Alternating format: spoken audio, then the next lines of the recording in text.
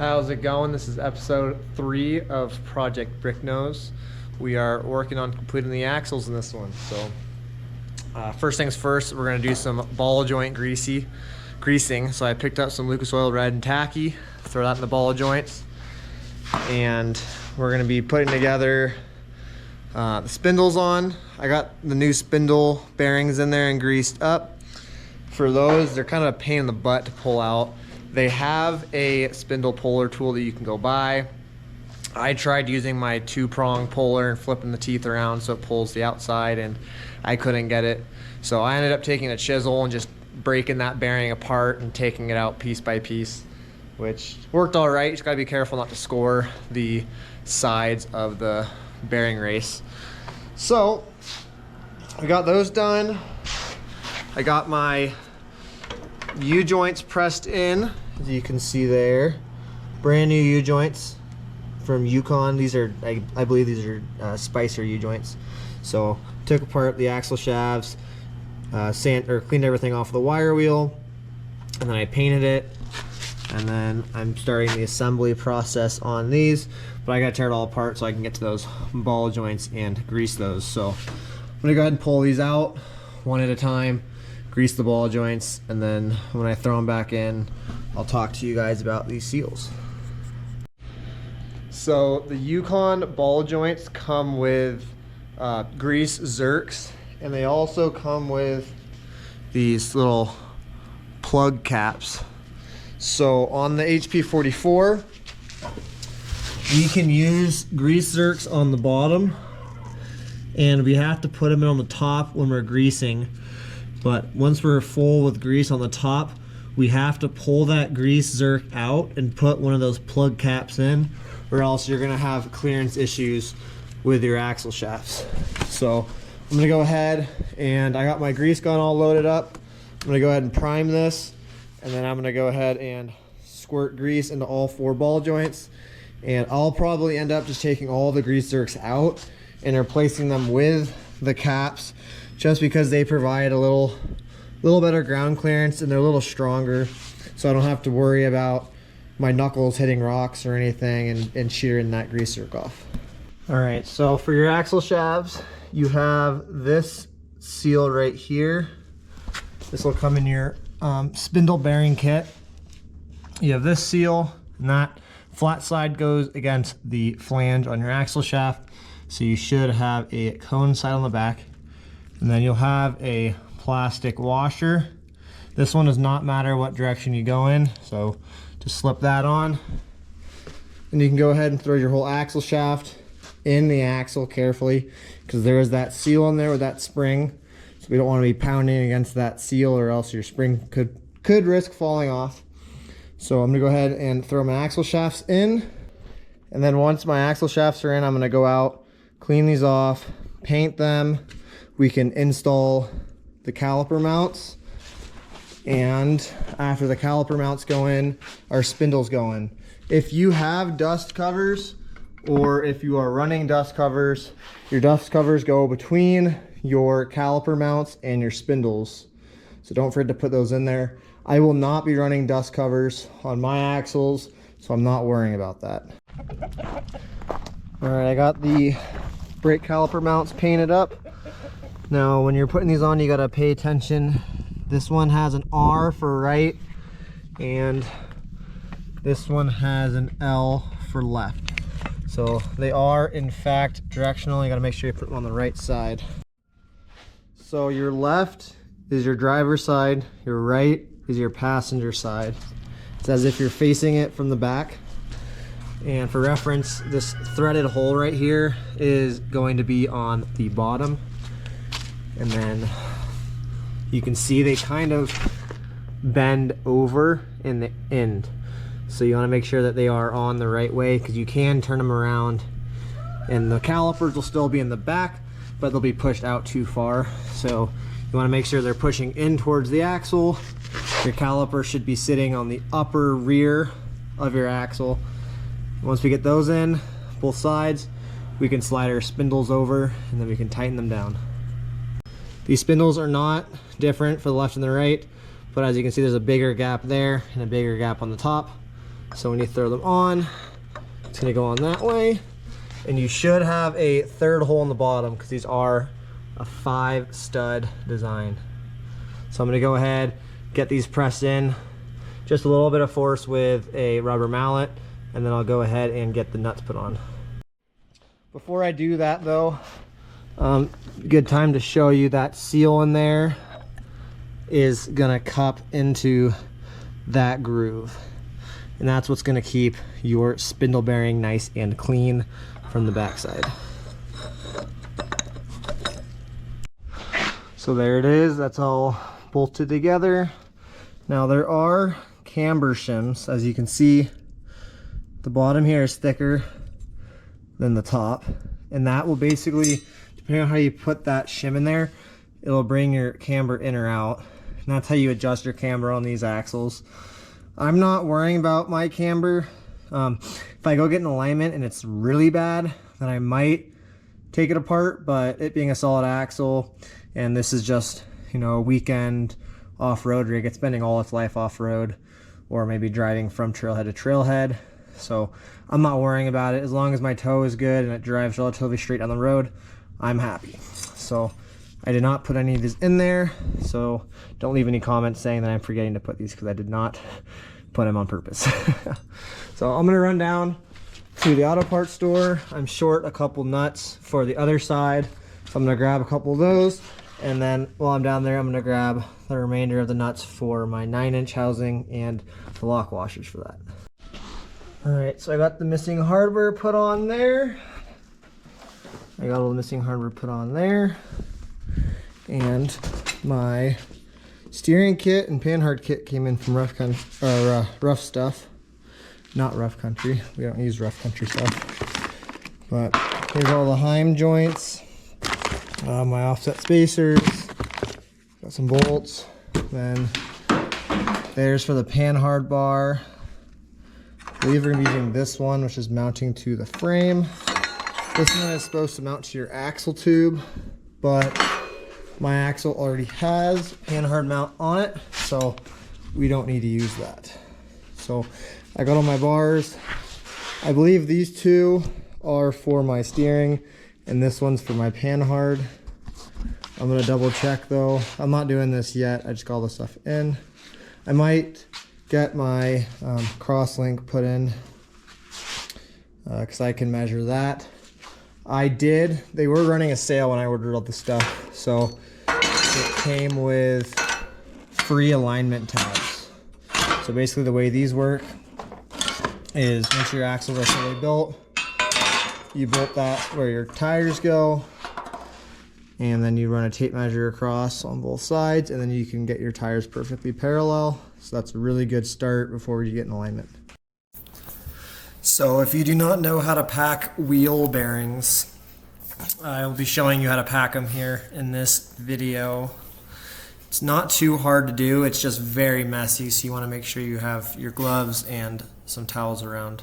So you're going to start off by taking a big glob of grease and laying that down in your palm. And then you're going to grab your wheel bearings, and you're basically going to scoop that grease into the wheel bearing. So you want to dig it into your palm and just keep scooping it, and eventually you will start seeing the grease pop through. And when you see that, you can roll over to the next side, and you're just going to keep making your way around the wheel bearing as that grease pops through in sections. You can take that grease out of the middle and put it back in your palm if you need some more, but that's basically what you do all the way around. And then with the excess grease, I just like to slab that all over the wheel bearings because you can't have too much wheel bearing grease.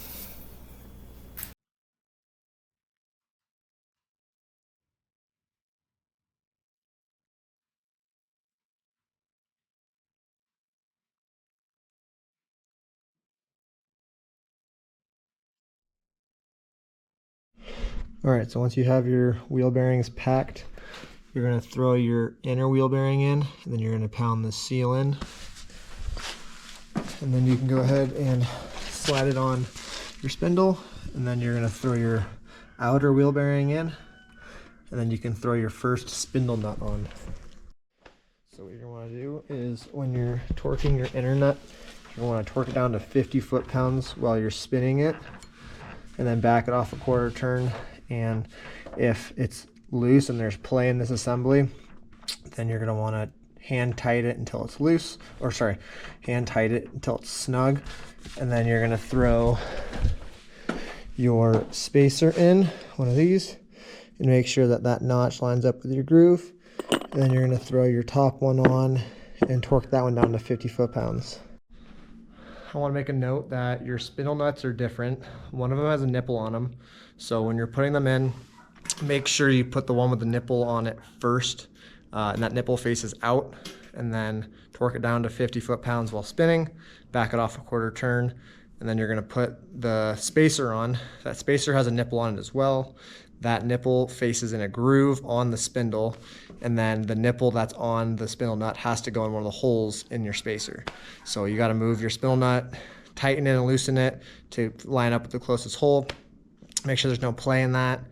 And then once that spacer is all good, then you can throw your outer spindle nut on to lock it all down and torque that one to 50 plus.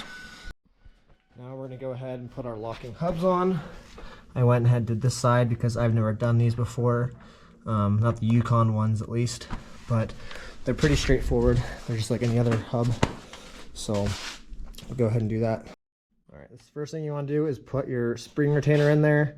This is directional. You want the flat side facing out.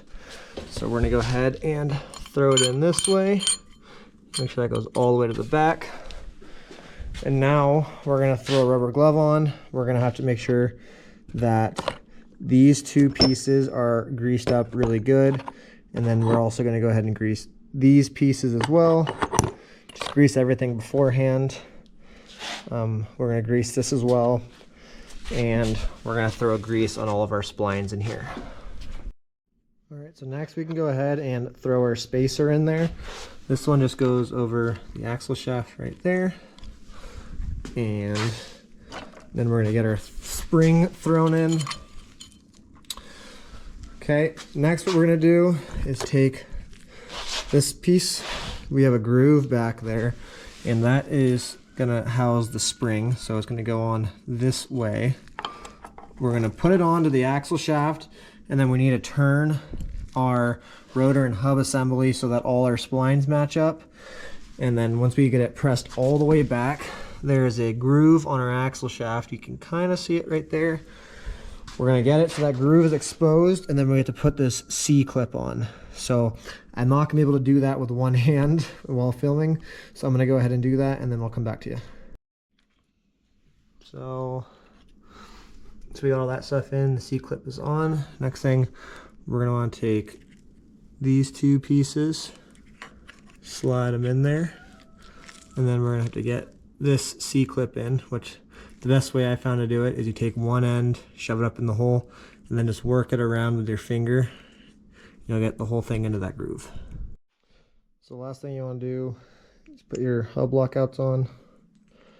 I found it easier to line up those two tabs in the lock position. And then you're going to line up that opening with the outside of that. And it should just slide right on there.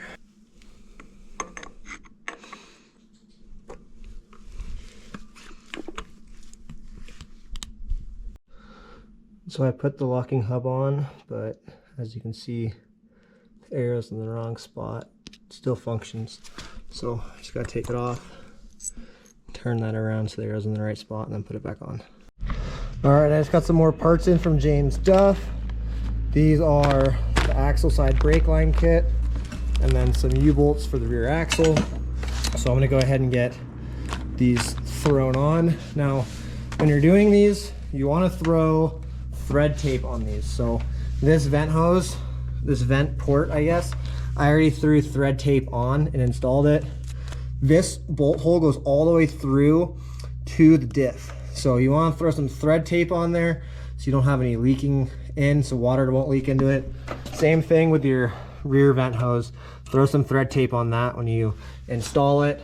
And you can do that as well with all your plugs. It's not as necessary for those, but you might as well as a safety precaution, because if you get some water in there, that is not good. Just like that, rear brake line is thrown on, front is on as well. I need to figure out how this one works still. As you know, the twin traction beam has a line coming down from the brake master cylinder, and then it splits into two lines which go one to each brake side. This has one brake line come down, and then it splits on the axle. So I need to find somewhere where they split. Hopefully it's not the master cylinder, otherwise I'm gonna need to figure out if I can just plug a hole and have a line come off and still have enough brake pressure. But I gotta find out where it splits in the truck, so then I can run a hard line down to here. So when I got these installed the other day, this one won't actually engage all the way into the free spool. It stops about right there. So I need to go ahead. It works to lock into position, and then when I go to free spool, it will free spool, but it won't lock into free spool. So I can risk popping back into the locked position when we're driving. So I'm going to go ahead and take this hub back apart and figure out why it's not working properly, and then I'll get back to you when I figure out the solution or when it's working. All right, so here's what I figured out. When I bought my axles, one of the spindle nuts was different. It's kind of hard to see in there, but that spindle nut, if you're looking at it from the side, it tapers out, right? So there's no way for me to get that seated far enough back in there for my hubs to disengage fully, because every time they get pushed back, they just hit that spindle nut because it's too wide. So my solution is I'm just going to reassemble everything to prevent dust from getting in there and you know, getting all that stuff gross. And then once the axle is underneath the truck and I'm ready to go, I'm going to go ahead and pull a spindle nut off of my TTB suspension and throw that spindle nut on this side, which will allow me to have the full movement on that hub. So if you have the same issue as me, if the guy you get your front axle from just kind of throws things together carelessly, you might run into the same issue. If you have the right parts, then you'll be good to go. All right, so I've got some more goodies here. These are OEM brake lines, left and right for the 44.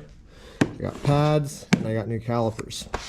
So I'm gonna go ahead and get my Dana 44 finished up.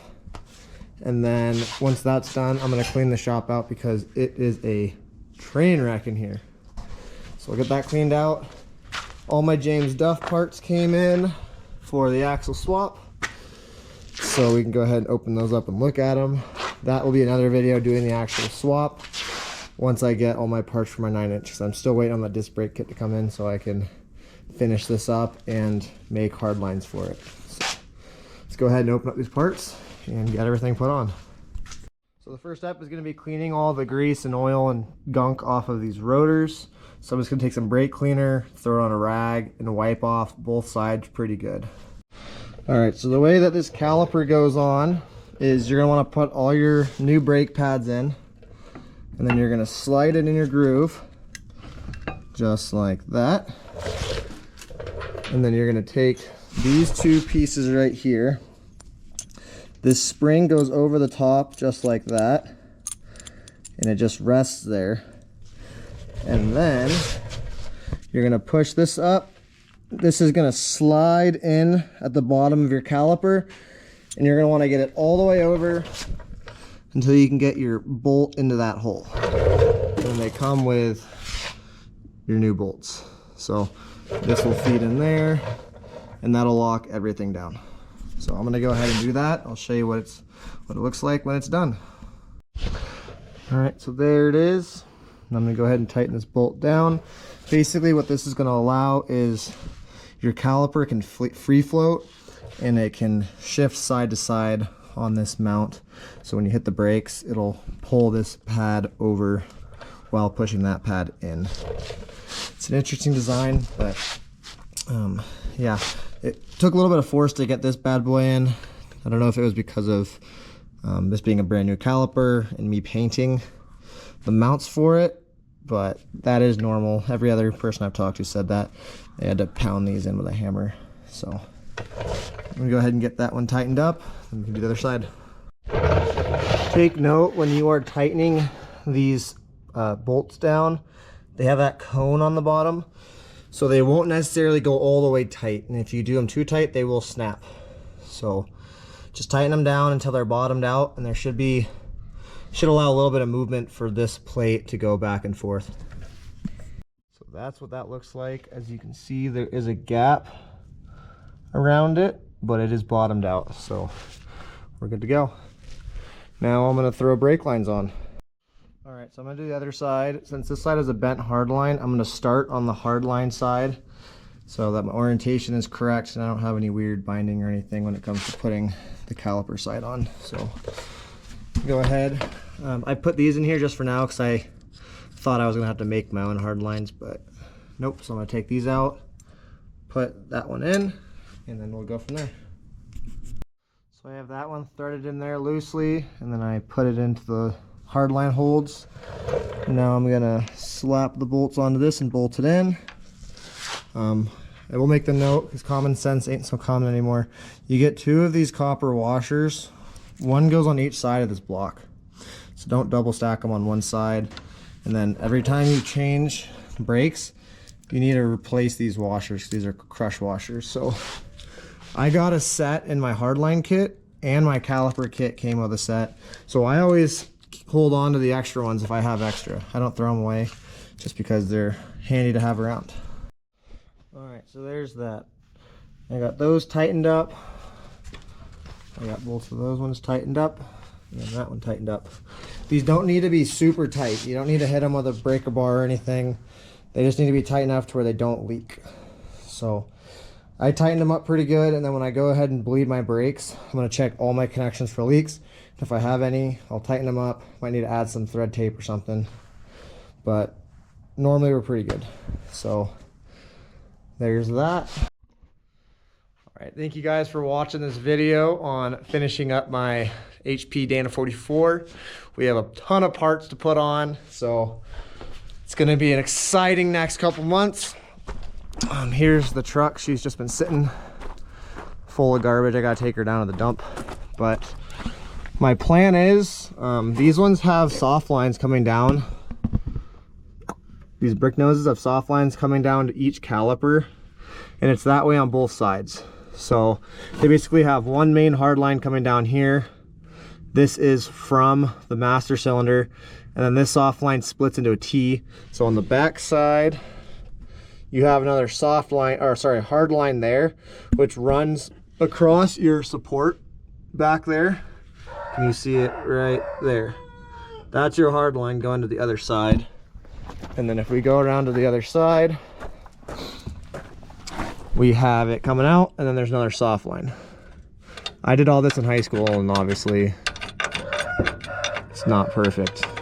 Clips are breaking and things aren't working. So my plan is, essentially, I'm going to just disconnect this hard line from here, get rid of this soft line, get rid of that brake line that goes across to the other side, and push this hard line inboard of the frame if we have clearance for it. Otherwise, I might have to use that hole back there.